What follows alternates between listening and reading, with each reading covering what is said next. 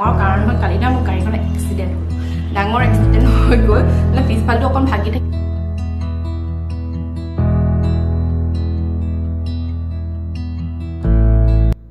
হাই everyone আপোনালোক সকলোকে আমাৰ চেনেল নতুন এটা ব্লগলৈ স্বাগতম জনাইছোঁ আৰু আজি ৰাতিপুৱাই মই এতিয়াৰ পৰা ব্লগিংটো ষ্টাৰ্ট কৰিছোঁ আৰু এতিয়া মই কৰি আছোঁ মিচিকৰ স্কুল পেকিং আৰু তাক মই স্কুললৈ নিম এতিয়া আৰু আজি স্কুটিত নিম বুলি ভাবিছোঁ তাক মই হেলমেটটো পিন্ধাইছোঁ কিন্তু সি হেলমেট নিপিন্ধে হাই এভৰিৱান জাষ্ট মিচিকক থৈ পাইছোঁহি আৰু নহয় কি জমনি তাক মই নিলোঁ হেলমেট পিন্ধাই সি পিন্ধিলেও লাষ্টত হেলমেটটো তালৈ গৈ পেলাই সি স্কুটিৰ আগত নবহে তাক পিছত বহিব লাগে তাক বাৰু পিছত কেনেকৈ বহাই নিওঁ বাৰু কওকচোন সৰু ল'ৰাটো আকৌ লাষ্টত মোৰ গাড়ীৰ চাবিটো আছিলে গাড়ীয়েদি তাক থৈ আহিছোঁগৈ মানে গাড়ী মানে ইয়াত ইমানেই ৰাস্তা ভিৰ হৈ গৈছে ব্ৰিজবোৰ যে বনাই আছে বহুত ভিৰ লাগিছে সেইকাৰণে মই গাড়ী নিটো প্ৰিফাৰ নকৰোঁ ভিতৰি যাব লাগে আৰু ভিতৰৰ ৰাস্তাবোৰ সৰু হয় নাই গাঁত থাকে মানে খালবোৰ থাকে যে ভয় লাগে মানে খালত গাড়ীখন সোমাই দিওঁ বুলি কাৰণ ইমান এক্সপাৰ্ট হোৱা নাই যে তাক থৈ আহিলোঁ এতিয়া ব্ৰেকফাষ্ট কৰোঁ ভোক লাগিছে বহুত আৰু তাৰপিছত কিবা কিবি এডিটিং আছে এডিটিঙৰ কামখিনি কৰি লওঁ তাৰপিছত আকৌ আনিব হ'বই আজি ব্ৰেকফাষ্টত আছে ৰুটি মই যিখন এখন খাম মায়ে মোক দুখন দি দিলে আমলেট অকণমান গুড় আৰু লাল চাহ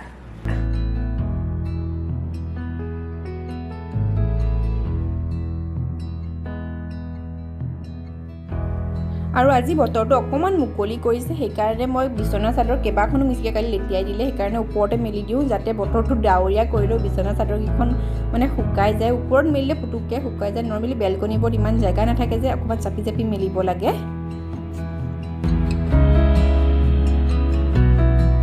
কাপোৰ মেলিবলৈ আহিছিলোঁ ওপৰলৈ বতৰটো বহুত ভাল লাগিলে ওপৰত ন গৰম হয় মই ভাবিছোঁ বৰষুণ দিওঁ কিন্তু ওপৰলৈ অহাৰ পিছত গম পাইছোঁ বৰষুণ নিদিয়ে বতৰটো গৰম বতৰে হয় মানে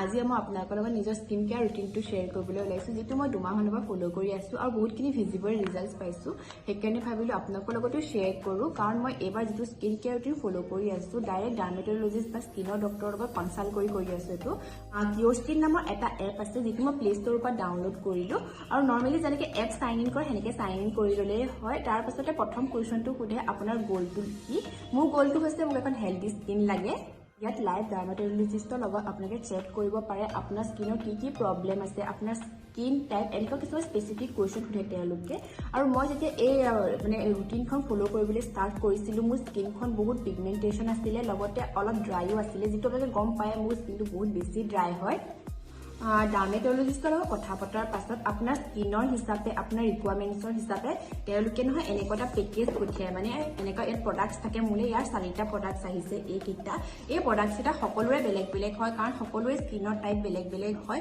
মোৰ যিকেইটা প্ৰডাক্ট আহিছে আপোনালোকে সেইটা নাহিবও পাৰে কাৰণ সকলোৰে স্কিনৰ টাইপটো আৰু সকলোৰে স্কিনৰ প্ৰব্লেম বেলেগ হ'ব পাৰে লগতে যিটো পেকেটত পঠায় বহুত ধুনীয়াকৈ পঠায় মানে আৰু প্ৰডাক্টকেইটা মই দেখাই দিছোঁ মোলৈ পঠোৱা এইকেইটা মোৰ মেইনলি ড্ৰাই স্কিন আৰু পিগমেণ্টেশ্যন আছে কিয়ৰ স্কিনৰ প্ৰডাক্টখিনি কি ধৰণে ইউজ কৰিব পাৰি এপতে দিয়া থাকে আৰু মোলৈ অহা ফাৰ্ষ্ট প্ৰডাক্ট হৈছে কিয়ৰ skin gentle cleanse face wash এইটো ফোম বেছ হয় আৰু এইটো ড্ৰাই স্কিনৰ কাৰণে হয় মেইনলি আৰু তাৰ পাছৰটো হৈছে কিয়ৰ স্কিন মইশ্চাৰাইজিং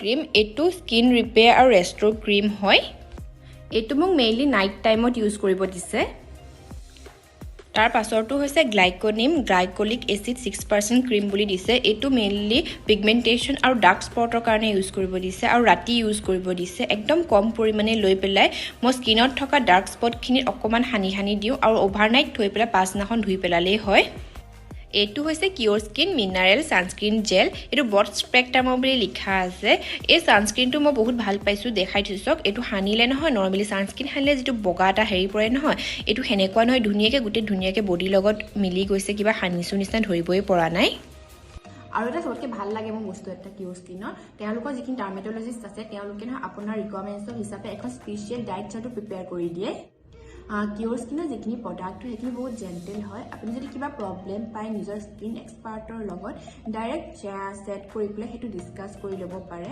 ফাৰ্ষ্ট কিটটো শেষ হোৱাৰ পাছত আপোনাৰ স্কিনৰ আকৌ এবাৰ এনালাইচিছ হ'ব কিমানখিনি ইম্প্ৰুভমেণ্ট আহিছে কিবা চেঞ্জেছ কৰিব লাগে নেকি সেইটো হিচাপে আকৌ এটা নতুন পেকেট বা কিটৰ তৈয়াৰ কৰে এইটো এটা ট্ৰাষ্টৱৰ্থী এপ হয় আৰু ভেৰি এফৰ্ডেবল এই এপটোৰ লিংকটো মই ডেছক্ৰিপশ্যন বক্সত দি দিছোঁ তাত আপোনালোকে চেক কৰি পেলাই ডাউনলোড কৰিব পাৰিব আৰু তলত দিয়া কুপন কোডটো যদি আপোনালোকে ইউজ কৰে প্ৰতিটো অৰ্ডাৰতে 100 ৰুপিজৰ এটা অফ পাব চ' চেক কৰিব পাৰে বহুত ভাল এপ হয় এই এপটো প্লে ষ্টৰত এভেইলেবল হয়, very trustworthy. Links in the description box check কৰিলে পাব।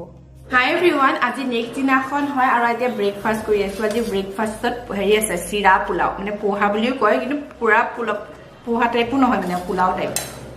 আৰু হেৰি আজি মানে মিচিকৰ স্কুল আছিলে, তাত থ'বলৈ যাম বাৰু এতিয়া। আৰু মানে কালি ব্লগ কণ্টিনিউ কৰিব নোৱাৰে, ডাঙৰ কাৰণ হ'ল কালি না মোৰ গাড়ীখন এক্সিডেণ্ট হ'ল, ডাঙৰ এক্সিডেণ্ট হৈ গ'ল। মানে পিছফালটো অকণ ভাগি থাকিলে দেখুৱামগৈ, সেইকাৰণে আজি গাড়ী চাড়ী লৈ নাযাওঁ। মানে আৰু বতৰটো খুব বেয়া কৰিছে, সেইকাৰণে ভাবি আছোঁ স্কুল কি কৰোঁ, মানে নিম বুলিও ভাবিছোঁ, নিনিম বুলিও ভাবিছোঁ। লগতে তাৰ পেটটো ভাল নহয়, মানে কালি কিবা কিবি খালে। সেয়া আৰু দেখুৱাম ৰ'ব, কালি মানে ভাল বাচিলোঁ বুলি ক'ব পাৰি। মই মিচিকলৈ হেলমেট লৈছোঁ আৰু স্কুটিত যাম দুইটাই। সি আকৌ নাযায় নহয় স্কুটিত, নুঠে, দেউতাকৰ লগত স্কুটিত উঠে, মোৰ লগত স্কুটিত নুঠে। আৰু ৰাস্তাবোৰ বহুত সৰু সৰু, বহুত গাড়ী ভিৰ হৈ গ'ল। মই কথাটো কৈ আছোঁ, প্ৰথমতে ব্ৰেকফাষ্ট কৰি লওঁ তাৰপিছত। আৰু এতিয়া গাড়ীখন চাওঁগৈ ব'লক, মোৰ এক্সিডেণ্ট হোৱা গাড়ীখন। মানে একো নহ'লে, কিন্তু মিচিক নাছিলে, সেইকাৰণে বাচিলোঁ, নহ'লে সেইখন জটকা খালেহেঁতেন চাগে কালি।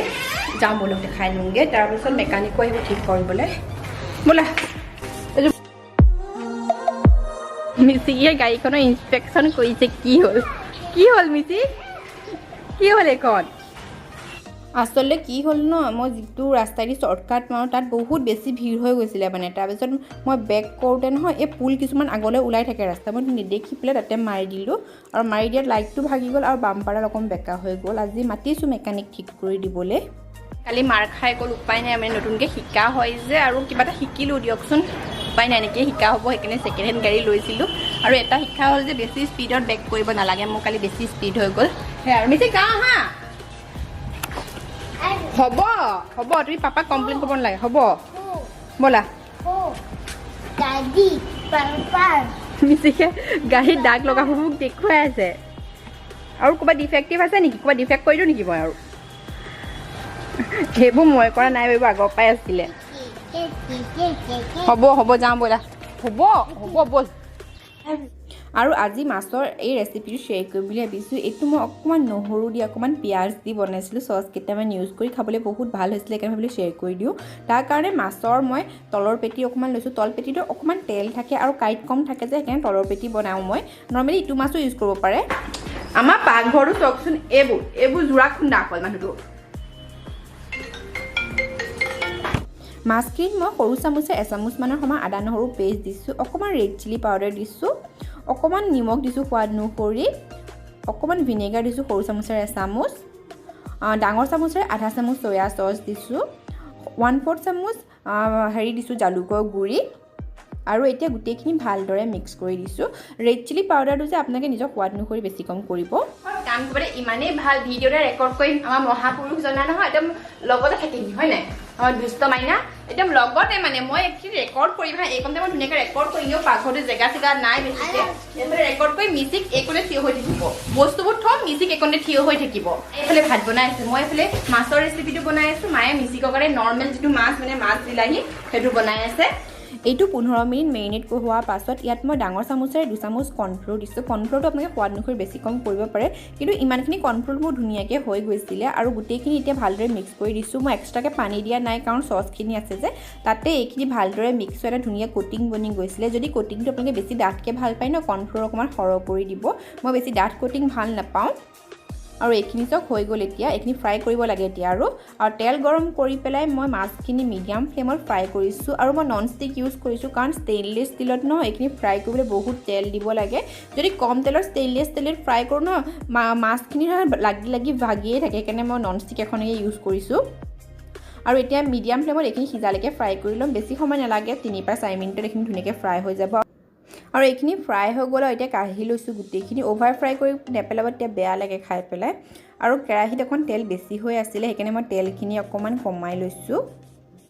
আৰু ইয়াত এতিয়া নহয়, মই নহৰু 7-8 ফুটা নহৰু মিহি মিহি কাটিছোঁ। তাত অকণমান একদম কম পৰিমাণে আদা দিছোঁ। এইখিনি মিডিয়াম ফ্লেমত অকণমান কালাৰ অহালৈকে ফ্ৰাই কৰি ল'ম। ইয়াত অকণ বাটাৰো দিব পাৰি, তেতিয়া বেছি ভাল লাগে।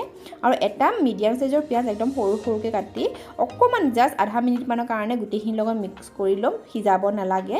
তাৰপাছত ইয়াত ডাঙৰ চামুচেৰে এচামুচ টমেট' কেটচাপ দিছোঁ।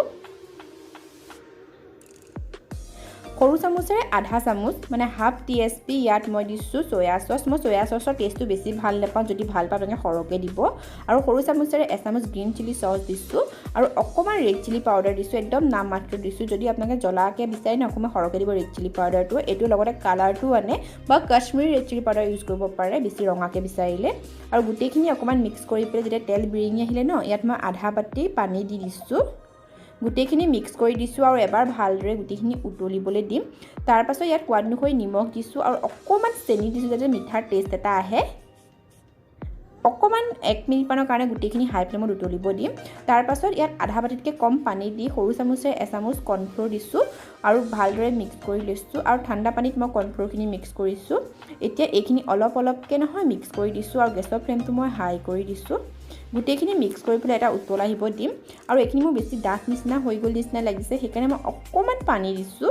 আপোনালোকে ডাঠ পাতলটো নিজৰ টেষ্ট অনুসৰি বেছি কম কৰিব পাৰিব।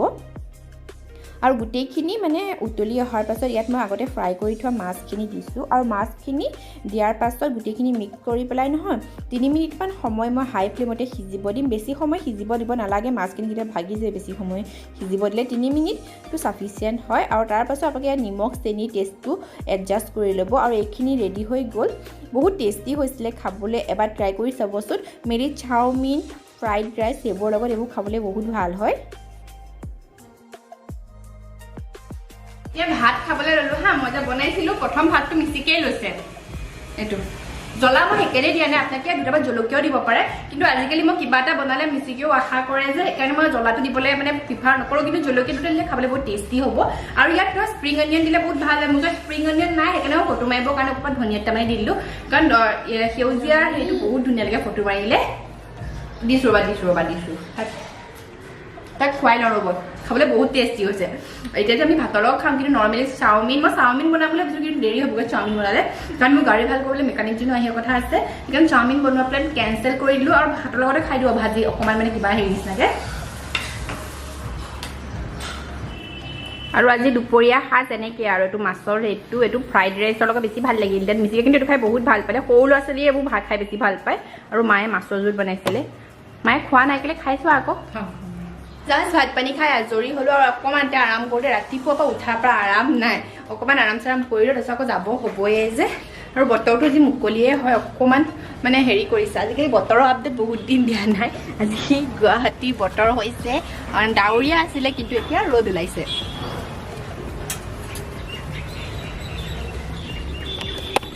এইফালে মিচিকে বহি আছে। মিচিক কিবা ক'ত পেলাই দেখাই দিয়া। কি হ'ল কি?